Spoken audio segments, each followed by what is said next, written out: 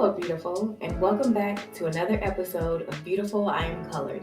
My name is Evelyn, and I'm the author and creator of the podcast that goes by that same title. I am so honored that you have returned this week to hear more insights and perspectives that I share with you, with the ultimate goal of hopefully providing a sense of hope and healing.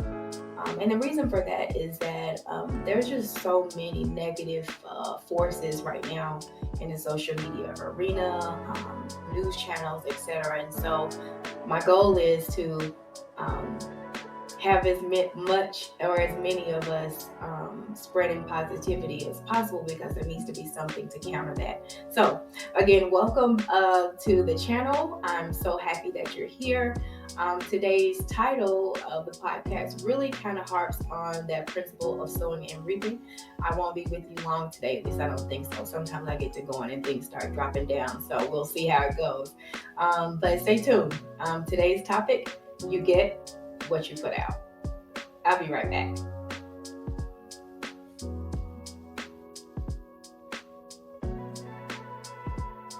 Before I begin with today's topic, as always, we do like to share a moment of child.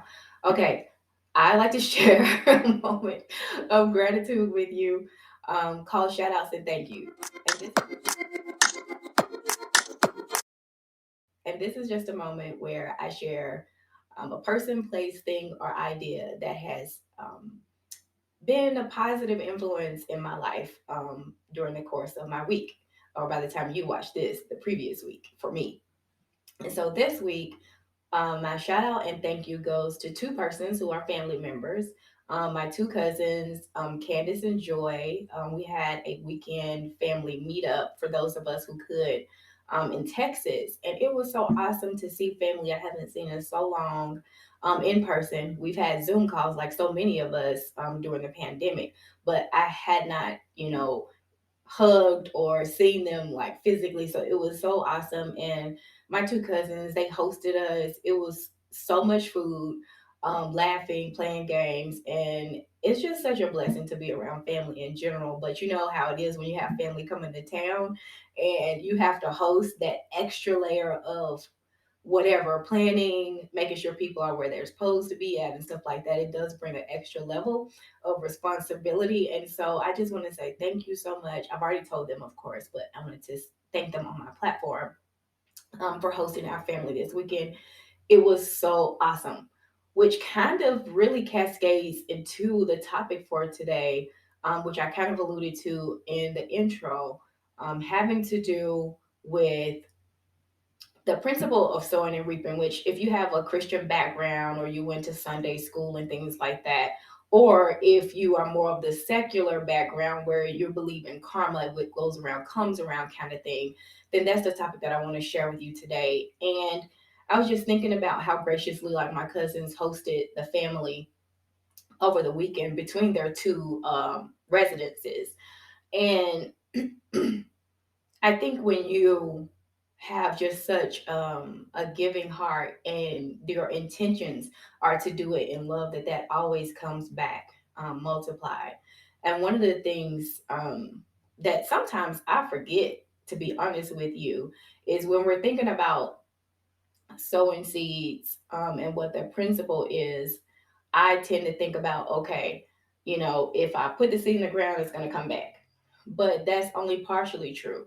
And what pricked this for me was I was listening to one morning to one of my motivational speakers, and they were talking about this principle as well. I think it was Jim Rohn that I was listening to, but I could be mistaken. But the speaker pointed out that it's not just one seed that comes back when you sow it, right? It's multiplied, meaning whatever you give out, you're going to get that back. You know the multiplication, child. Two times two, three times two, whatever the case may be. And most times when it's taught in church, um, I would say that the emphasis has been on the good things, right? Just sowing the seed and, getting it back. It's usually taught in the form of like money. like tithes and offering time, right? And I can only speak from my experience, which is why I use a lot of church analogies because I have a very deep and heavy background in Christianity. So a lot of my examples are going to come from that. So I hope I don't lose people because I think the principle is the same, regardless of if you consider yourself to be a believer or not. The principle is universal. Universal. But one of the things I wanted to caution myself, as well as I share it with you today, is sowing those bad seeds. Okay, which is not talked about very often, right? We don't talk about the things, the little slick stuff that we do behind the scenes, talking about somebody behind their back. And I'm not talking about venting because there are times and places where you need a sacred person to go to just to get things out. That is not the context by which I'm talking about. I'm talking about straight up just gossip, just you and somebody business. You don't need to be in anybody business. And so you're sowing that seed, right? And so when it's your turn at bat and those seeds come back multiply, you're trying to figure out like who did it and what for when you're the actual cause of that. And so excuse me. So I just wanted to caution us, and I say us because I'm not excused from, sometimes crossing over into my emotions or my feelings and saying something because somebody did something or slighted me or whatever. But in those moments, I have to make sure that I catch myself pretty quickly because once it's out there, it's out there. Now, you may be thinking, well, Evelyn, truth is, yeah, I be going hard in the paint and I'm gonna come after you if I come after you. And, but I see what you're saying and that it's gonna come back on me. But once it's out there, you're saying it's out there. Correct. I had a question similar to this. So this was way, way, way back in the day, because y'all know I'm real transparent about how old I am. So I'm in my mid 40s. Way, way, way, way back when I was a teenager, I was going to Sunday school. So at Breath of Life, shout out to anybody from Breath of Life who's watching this. So Breath of Life Christian Center, Memphis, Tennessee, youth ministry. I don't remember the exact age, but this principle was being taught, and I think it was in the context of tithes and offering. But I recall asking the Sunday school teacher at the time the question about, well, what happens if you do, sow a bad seed or you do something bad and you know it's coming back? Because you can't negate the principle. Like you can't stop it from coming back. Because again, whether you believe in God or whoever, it's a universal principle. It's what you put out, you gonna get back multiplied, right? And so in this particular story, I remember the Sunday school teacher, and I don't remember all my Sunday school stuff, but some things just stick out like a sore thumb. And this is one of those occasions. And I remember her saying that the difference between when you sow a bad seed and you know it's coming back is if you have, in church they call repent, or I don't know what the a good definition is for you, but basically to take back what you did. You know that what you did was wrong, that God will give you the grace to deal with whatever harvest comes. So let's just say, let me use that same example about gossiping about somebody, right? Talking bad, talking tough about somebody, you in other folk business, and you need to be minding your own business. So let's use that example, and let's say something comes back and now multiplied, and now it's a whole bunch of people talking about you behind your back. And so what she was trying to relay to me was that God will give you the grace, um, or some people believe in the universe, not God. To me, they're very, very similar and close. But that's neither here nor there. The bottom line is this: is that when you have sown bad seeds, there's no way of getting around it. They're going to come back. But the grace to navigate through tough harvest seasons, when you are in those like winter months and those storms that may come, something happens when you come to God and all of the universe with a pure heart and your intentions are true.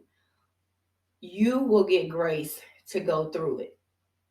And I want to be careful about how I say this because I know not everyone believes in God or believes in the higher force, but I can only share with you, and that's my promise to my audience, is that I can only share with you what has worked for me. I never talk about things that I haven't experienced myself.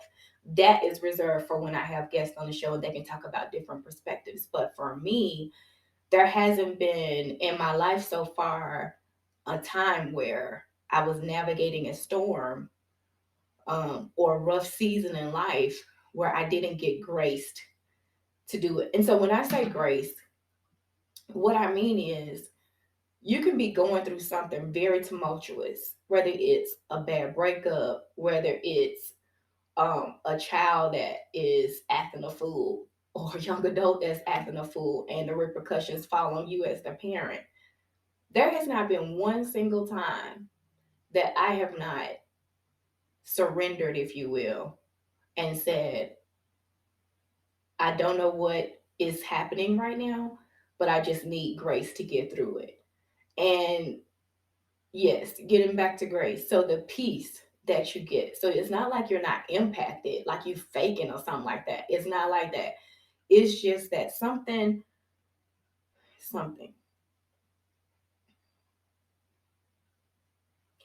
There is a presence that comes over you and soothes doubts and calms fears. And so you're able then to navigate through it. Last week's episode, I shared a little bit, and I still won't go into detail just because it's not my story to tell.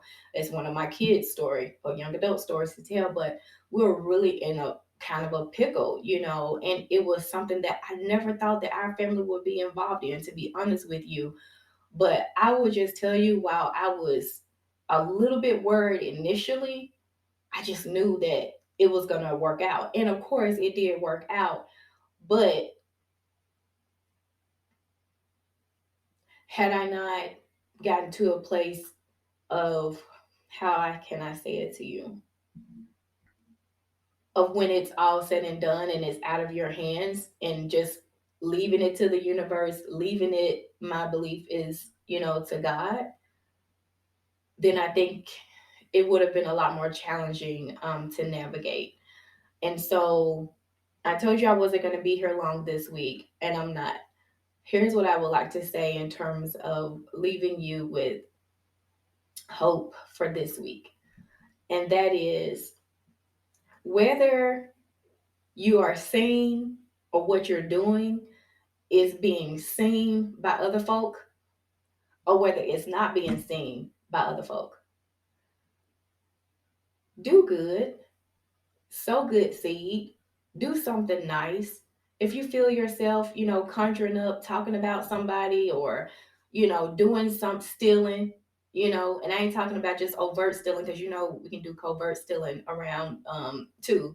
Whatever it is that is negative, be careful and be cautious and stop in that moment and make a different decision. So just know that whatever you put out, you're going to get back multiplied. So you want those multiplied seeds that are coming back to you, you want them to be as good as they possibly can. And the way that you do that is that you have to be intentional about doing good. And so I hope that that you can hear my heart on this matter. Um, and you always have choice. You always have choice. I know sometimes that's hard to believe, but very seldom do we not have choice.